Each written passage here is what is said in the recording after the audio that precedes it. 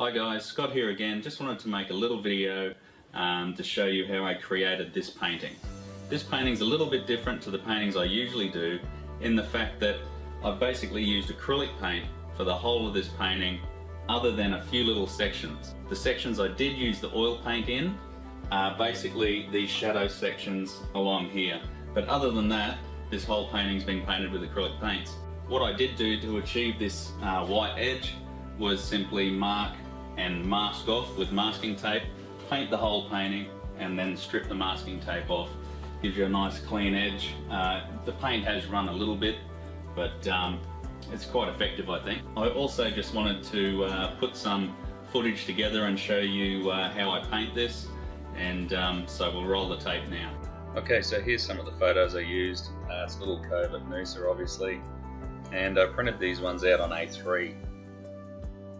Came up with my draft sketch, a little bit unusual in the fact that the composition just kind of spins around and all points to the feature of the painting, which are the colours of the water.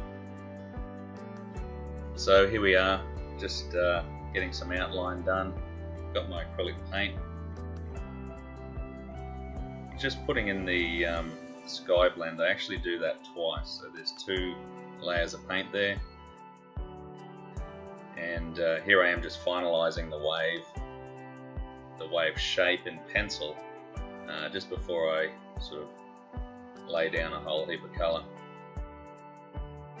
Alright, so just blocking in the sand, match the colour to the photo of course,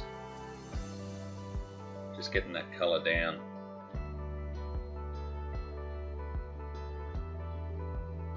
Okay, time to block in the rocks using a dark purple colour, just the base colours, and now I'm starting the water. You can see that masking tape line there. This is the fun bit, working very quickly. Phthalo blues and greens.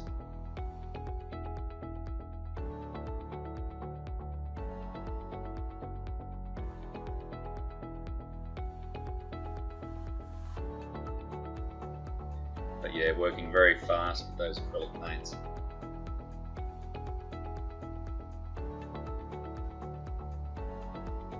And now just we're in the sort of medium detailing level now. Your base colours are down.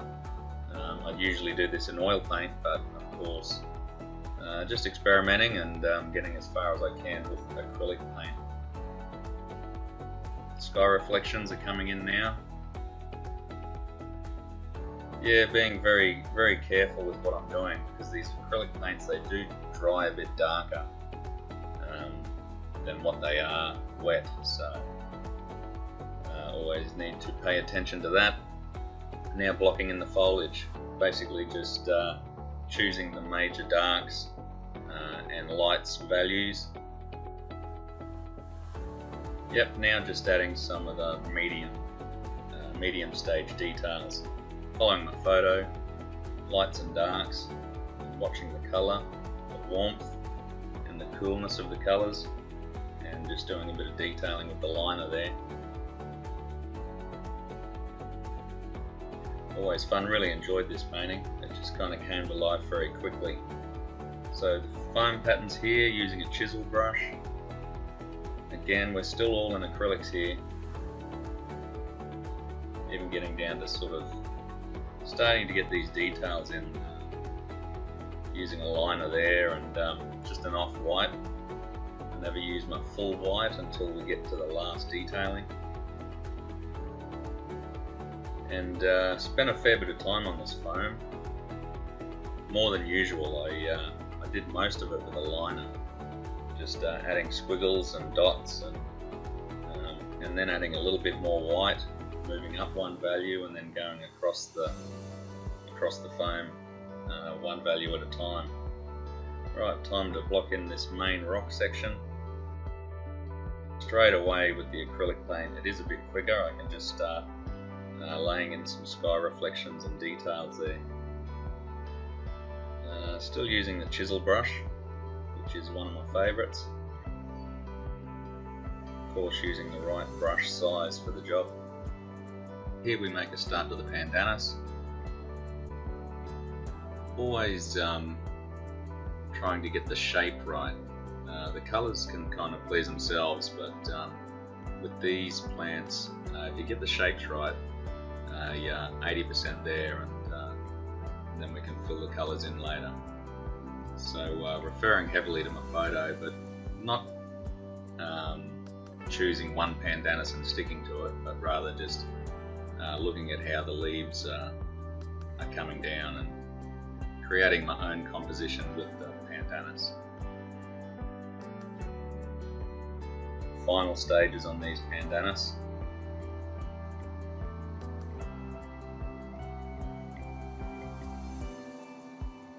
Okay, here's where I'm trying to get these shadows with acrylic paint, and as you can see they're pretty scratchy and rough, and this is where I decided, well, this is the time when I need to start using the oil paint. So I've switched to oils now. I didn't need to do these clouds in oil, but I have, just because I've made the switch. I've got all the gear out, so now I'm starting on the oils. Yeah, it's certainly they're certainly smoother to use, and here you see some final detailing going into the foam. Starting to work the rocks, and kind of use a bit of a dry brush technique. It is oil. As the paint comes off the brush and there's less and less paint on the brush, as I work around the rock, it just kind of shapes it. And here we are pulling that tape off. So quite an exciting time when you do that. And that's what we're left with. I've had a lot of emails and Facebook questions asking, can you stick to acrylics if you do the course? And that's part of why I painted this, because I really wanted to test it. And my answer is yes, you can stick with acrylics. These sky blends, smooth gradations in colour between light and dark, are the areas that you really need to work quickly. Now, if this painting was from here to here, all sky blend, I had to do the whole lot in a blend, it would be difficult to keep that paint wet and blending it. But in the smaller sections you can. So I guess what I'm saying is, yes, you can stick to acrylic paints, obviously, because I've done it here. Basically, if you want to do the course, stick with acrylics by all means, just follow my steps.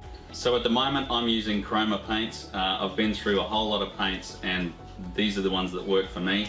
But if you have your own acrylic paint set there, stick with that. Start the course and just see how those paints go, see whether you can do what I'm showing you in the videos. And then as you progress in the course, if you want to go ahead and get some oils just to try some of the real smooth blending, you can do that as well. I'm really pleased with the painting, it's worked out really well. I really appreciate your interest in my work. We'll see you soon.